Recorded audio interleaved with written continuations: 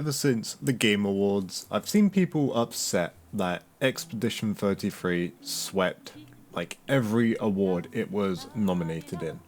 The only controversial ones to me are the Indie Awards, since in my opinion, I don't think it qualifies there, but everything else is valid. Heck, I'm a bit sad that it lost Best Audio Design to Battlefield 6 and Player's Voice to Wuthering Waves, which shouldn't be there, in my opinion. Now maybe you're thinking, why am I happy that Expedition 33 swept the Game Awards? Well, it's simple really, because it deserved to. Studio made their game because they wanted to make a game that they wanted to play themselves. They created it because it hadn't been created before. They didn't make it to increase market share. They didn't make it to serve as a brand. They didn't have to meet arbitrary sales targets or fear being laid off if they didn't meet those targets. And furthermore, the people in charge forbade them from cramming the game with anything whose only purpose was to increase revenue and didn't serve the game design. It's a generational game, and this isn't the Pity Awards. If you're the best, then you're the best, right? That's it. The actual problem is there isn't enough categories for other games to get recognition in their own fields. Anyways, Expedition is a special game. Playing through that game, you feel the passion they put into it, kind of radiating through you. It hits you really deep, very visceral. And it's true that other games this year are the same, but there was something different about Expedition 33. It really felt like an artistic masterpiece to me, no pun intended. Legit. The art style, writing, music, and performances all felt perfect. From an artistic standpoint, it's hard to see what game would compare. I haven't played all the contenders this year, so maybe you can let me know if any of them compare on the same level. But to me, this game was perfect on all those four fronts. Now, I think you can probably argue that the actual gameplay mechanics aren't anything extraordinary, but to me, I actually loved it.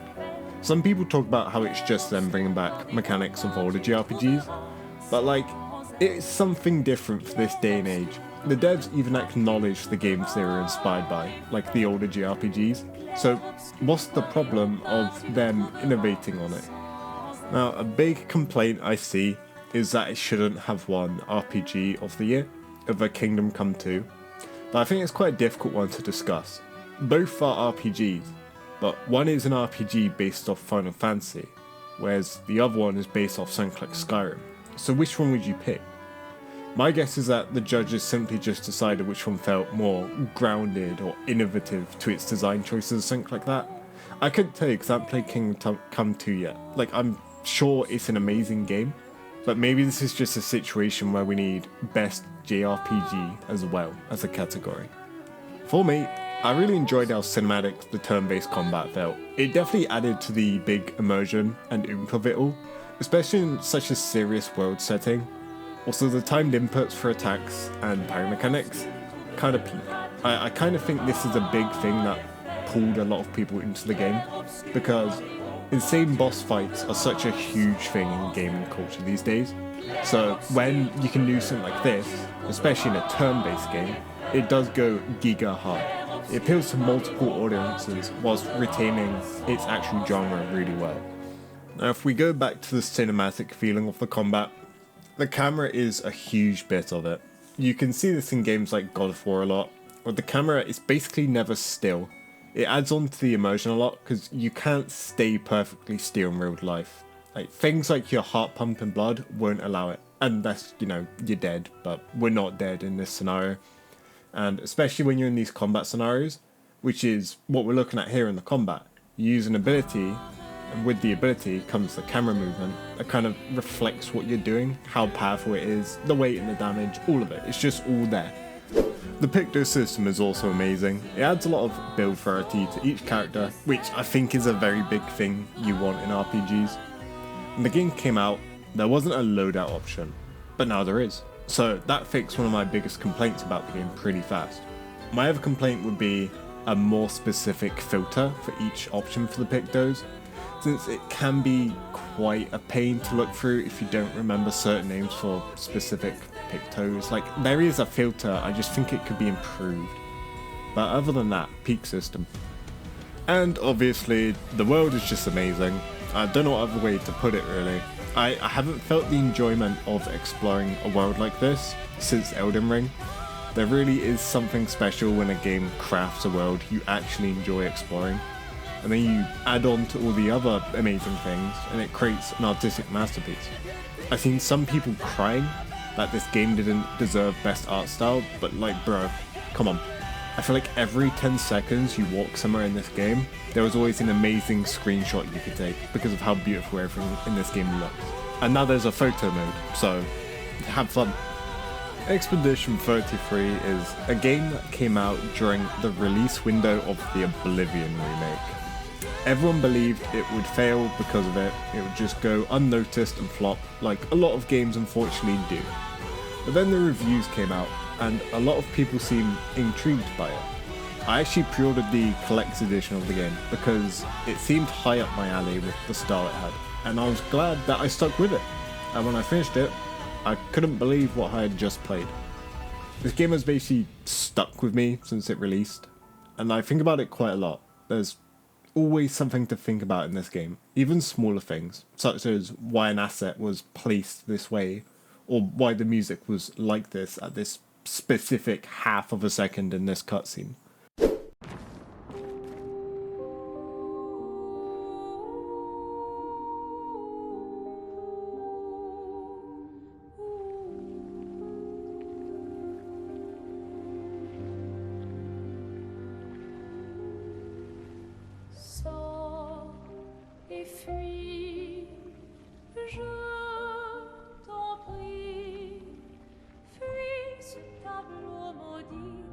That's her.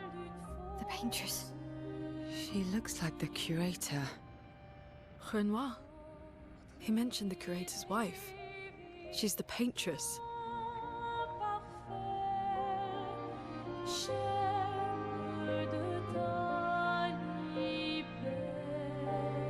You've come back?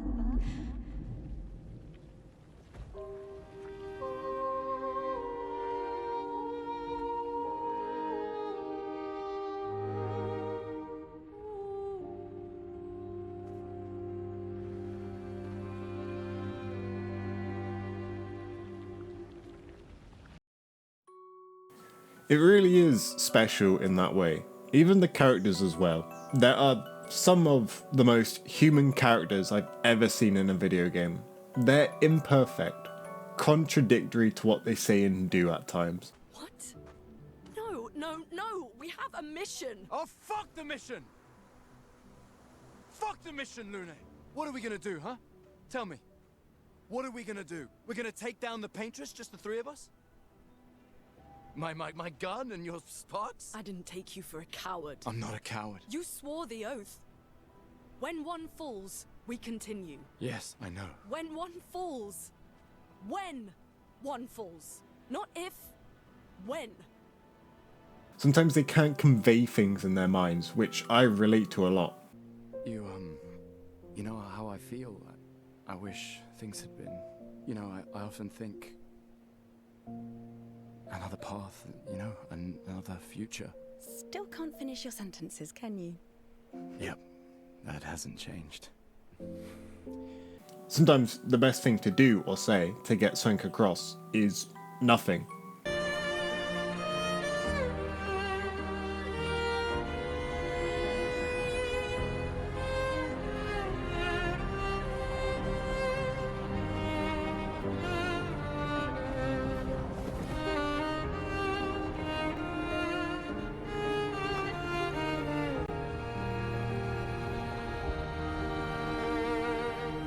Or at least very little. I'm here.